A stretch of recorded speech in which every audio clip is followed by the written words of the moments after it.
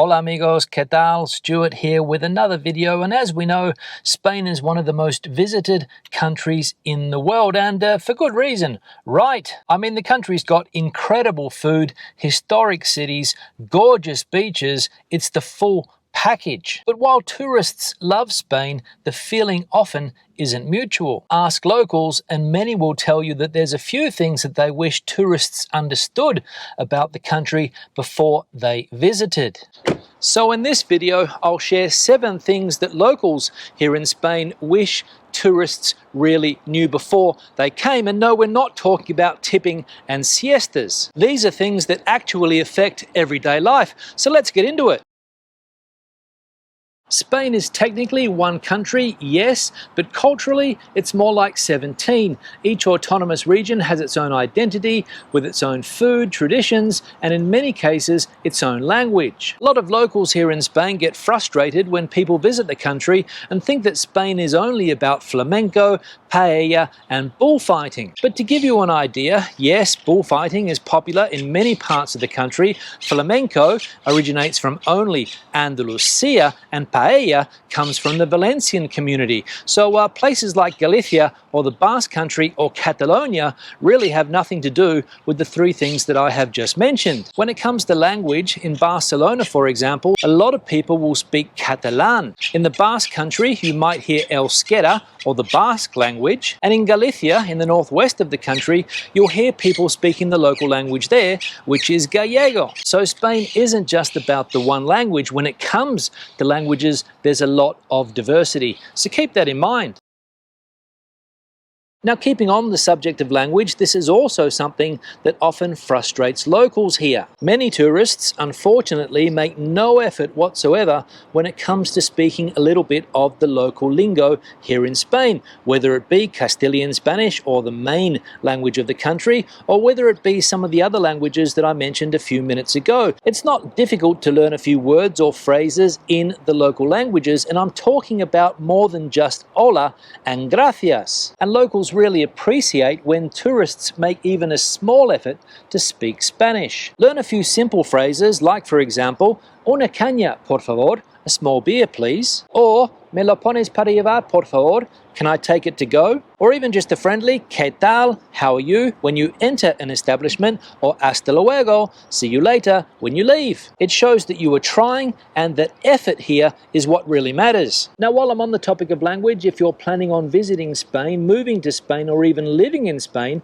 and you want to practice some of these expressions with a native speaker of Spanish, one of the best ways to do this is with the online language learning platform iTalki. iTalki is an online learning platform where you can take personalized one-on-one lessons with native speaking teachers anytime, anywhere, and because it's just you and the teacher, you really focus on your speaking and listening skills as well as increasing your confidence through live interaction. And iTalki has made it easy to find the right teacher for you. You can search by lesson category or even where the teacher is from. For example, if you want Spanish from Spain or Spanish from Colombia, etc. The best thing about iTalki is that you pay for lessons individually. There are no subscriptions or commitments, and lessons are priced from just €5. You also get 3 trial lessons at a reduced price so that you can find your ideal teacher. Now, to show you a recent lesson that I took with my teacher, John.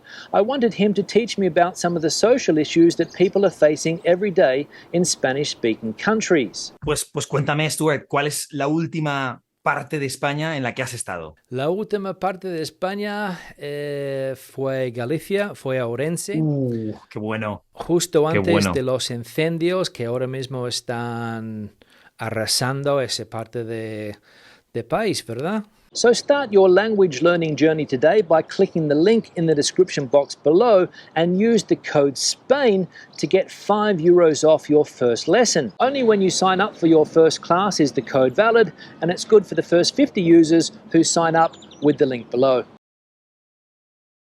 Spain runs on very specific meal times, and outside of those hours, don't expect to sit down for a proper meal. Now, I know what some people are going to say in the comment section, because I've read comments about this topic before. When I go to Spain, I eat my lunch and my dinner when I want to. Nobody's going to tell me when I can have my meals. And fair enough, you might be in a tourist area that caters to tourist needs, and they open restaurants at 11:30 in the morning and will also serve you dinner at 5:30 in the afternoon. But the rest of Spain doesn't work like that. The majority of locals here in Spain eat their lunch from 1:30 in the afternoon to 3:30 in the afternoon, and even later at weekends. Dinner doesn't normally start until around 8:30 p.m. for many people. Others will have their dinner even later, and at weekends you'll see a lot of people starting to have their dinner at around 11 p.m. So if you walk into a restaurant in the majority of Spain at around 5:30 p.m, you're not going to get dinner. The best you'll get is a toasted sandwich. So my advice would be to plan your meals around the local schedules, and if you get a bit peckish, carry a snack. Supermarkets in Spain aren't just for essentials. They're a great way to experience the country's food culture affordably. You can grab delicious local cheeses, ham, olives, wine, even fresh seafood, and many classic Spanish dishes like, for example, tortilla de patata or paella, and you'll pay a fraction of the price of what you would at a restaurant. So you don't have to eat out or go to a restaurant to enjoy authentic Spanish food. Just head to your local supermarket and you'll be able to find it there. Now, let's talk about the topic of nightlife here in Spain. And yes, Spain has a vibrant nightlife, but not every part of town is a party zone. And unfortunately, a lot of tourists are slow to pick up on this. Locals in residential areas hate being kept awake by shouting, loud music, or people stumbling through the streets at 3 a.m. In touristy areas, this happens all the time here in Spain, but it's now starting to spill over into residential neighborhoods. So if you are staying in an apartment, in an Airbnb, in a quiet residential area, remember that it's not a party zone, it's not Ibiza.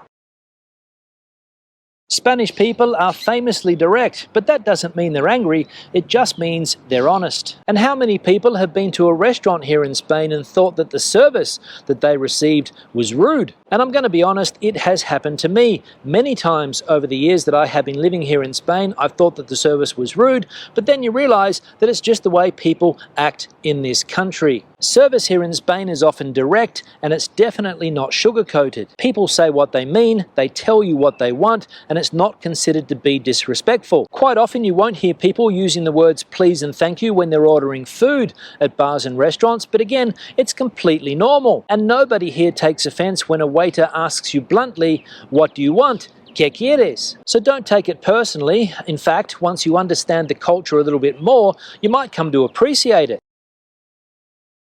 Now, the final thing I'm going to talk about today, and I'm really big on this one, and it is explore Spain beyond the tourist traps. Locals often feel overwhelmed by the crush of tourism in places like Barcelona or Seville, while thousands of stunning towns and cities are almost completely ignored. For example, everyone's heard of Madrid, everyone's heard of Malaga, everyone's heard of Mallorca, but have you heard of Lugo? Have you heard of León? Have you heard of Ponferrada? If you venture beyond the big cities here in Spain, if you get out of the tourist traps here in Spain, you'll start to see the real Spain, and believe me, there are some true gems to be found all around the country. And believe it or not, but locals in these places will actually be glad to see you. Fewer crowds, lower prices, and a more authentic experience here in Spain. What more do you want? So get off the beaten path and visit real Spain, and believe me, you will not be disappointed.